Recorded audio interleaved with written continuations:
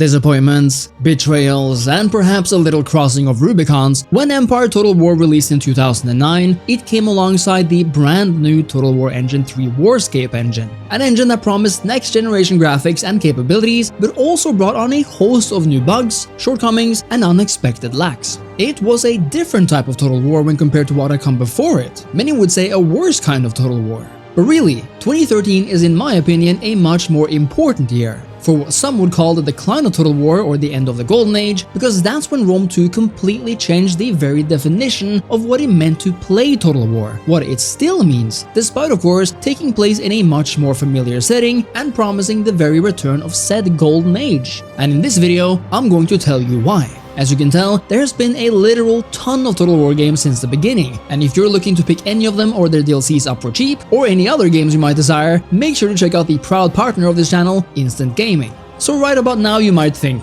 Andy, are you really going to tell me the mess and unfulfilled potential that was Empire is not the decline and worst thing that ever happened to Total War? And I know what you mean. I too have broken down when fighting against the absolutely abhorrent and broken AI in Empire siege battles and wondered why the AI is offering me the most uneven region trade deals or declaring war on me just a turn after we've signed a nice trade agreement. And yes, I scratch my head to this day when thinking about one province France, cities with just a few building options, and the lack of proper official multiplayer campaigns. Of course, to top it all off, the game was so much harder for modders to mod, which to this day means that we still have no true Total Overhaul mods with an expanded map, new cities, or similar conversion mods that both Rome and Medieval 2 enjoyed. In so many ways, Empire was a failure, and for players who envisioned the second coming of Napoleon, wink, the game became more like a curse than a blessing. So why am I making the case that Empire actually wasn't that bad after all, and that things could have been salvaged if things had gone different?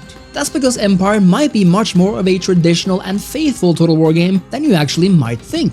After all, Empire did great things. Terrible, yes, but great. Let's talk about features that Empire kept from those older Total Wars you love, shall we? Empire kept that army system that didn't bind entire armies to generals. This means that just like in Medieval 2 and Rome, you could divide your armies up into smaller units and use them for the purposes you saw fit. This retained that sense of player agency in army makeup and build, and allows for things like individual armies meant exclusively for scouting and raiding, and the same went for the new navy system, where individual ships could also be divvied up and sent around the campaign map. To make matters even more clear, Empire, just like Rome and Medieval 2, featured actual navies. That's right, armies couldn't just spawn massive ships out of their asses. You actually had to build and maintain navies, not just for naval supremacy, but for basic troop transport, just like in the classic titles. Empire kept the ability for armies to independently erect fortifications where you choose to do so. This means that if you wanted to, and if you had the cash, you could create makeshift fortresses at important choke points on the map,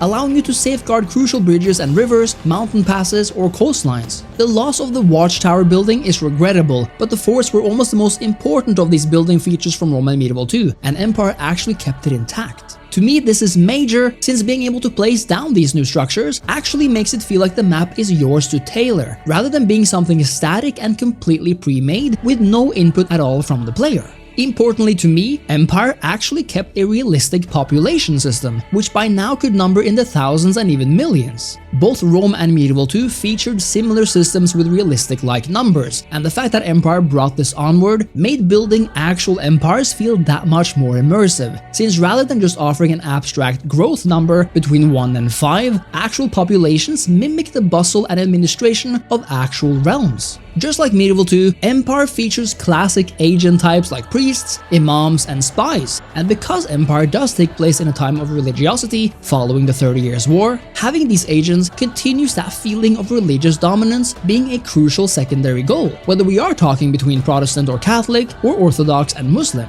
In fact, Empire expands the few religions of Medieval 2 into many more, namely Protestantism, Catholicism, Orthodoxy, Islam, Hinduism, Animism, and Sikhism for a much more fleshed out world of faiths. And don't forget about some of those actual agent videos as well, which had yet to be taken away from us. Lastly, Empire's continuation of a diplomacy system which allowed for region trading, which despite being a bit of a frustration due to the at times weird AI, is very nice to have as an option, because it can feel strange strange to not be able to diplomatically give or receive regions, as that kind of makes everything else about war no matter what it seems. In other words, so much of Total War's DNA remained in Empire. So many of those crucial fundamentals were passed on. And what's strange, even though I can only speak for myself here, is that sometimes in my head, Empire is this shallow experience that made everything go awry.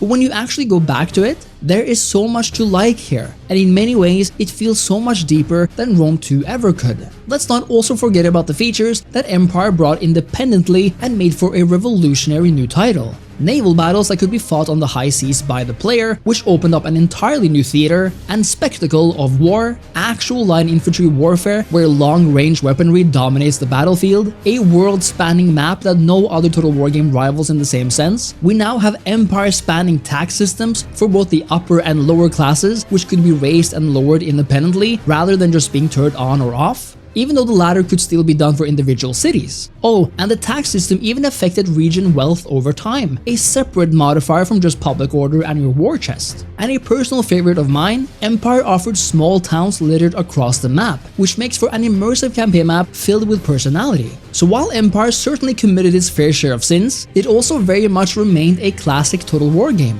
And my point is that the same cannot be said for Rome 2. You see, Rome 2 is in many ways a wolf in sheep's clothing, the game that should be blamed for many of Total War's missteps. And yet it still got away from it after that disastrous launch, partly because Sierra returned, offered a bunch of DLC campaigns, and patched it many years after the fact. Rome 2 remains the most played historical Total War game to this day, and even though there definitely exists many redeeming qualities here, Rome 2, not Empire, was the one to hold the knife in the Senate House all this time. And here's why.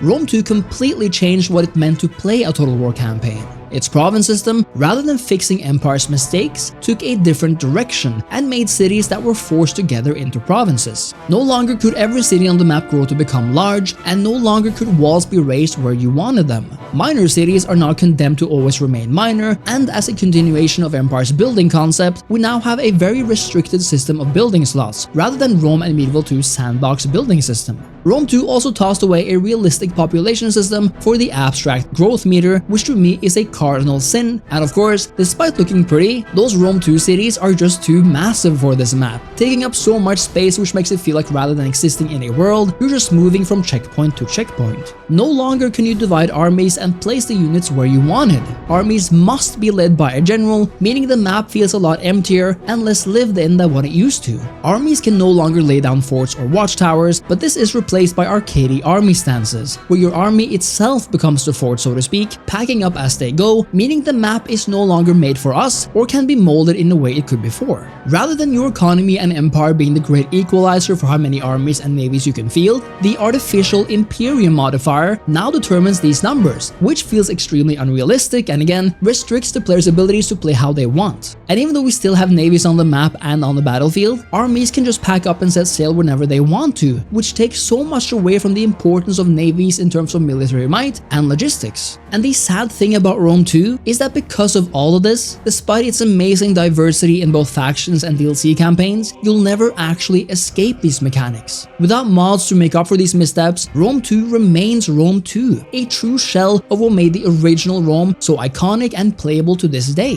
20 years later. Indeed, because of these changes, Total War for the most part was never the same, becoming a more gamified and artificially restricted version of its once so sandboxy and roleplay heavy structure. Despite Attila adding so much that it felt like a completely different and much better game, it still retains that Rome 2 foundation. In many ways, despite additions and new visuals, the same more or less basically goes for every other game that came after it. The reality, ladies and gentlemen, is that ours is a post-Rome 2 world, and we're just living in it. There are bright sides, of course. Like I said, Attila made so many additions that it in some ways makes up for Rome 2's failures. And of course, adding mods like DEI and MK1212 to Rome 2 and Attila respectively more or less unleashes both of their full potentials. Three Kingdoms completely revitalized diplomacy, while the Warhammer series is, well, that's Warhammer, and is in a league of its own, so to speak.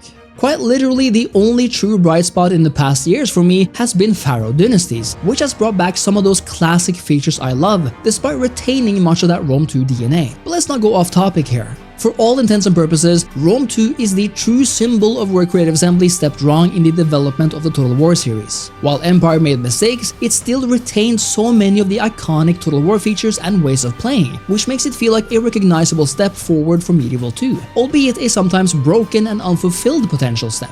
There's no justifying Empire's messy state, but justice where justice is due, and Empire deserves recognition for being Total War's largest innovation ever, while still retaining so many of those classic core features, because the same cannot be said for Rome 2. But what do you think of Empire and Rome 2? Which do you prefer, and which would you mostly blame for the current state of the series? Let me know in the comments, and make sure to leave a like and subscribe to the channel. And of course, if you've been looking for massive discounts on games you've been excited for, make sure to check out Instant Gaming by following my link below. Thank you so much for watching, and I'll see you next time. Cheers!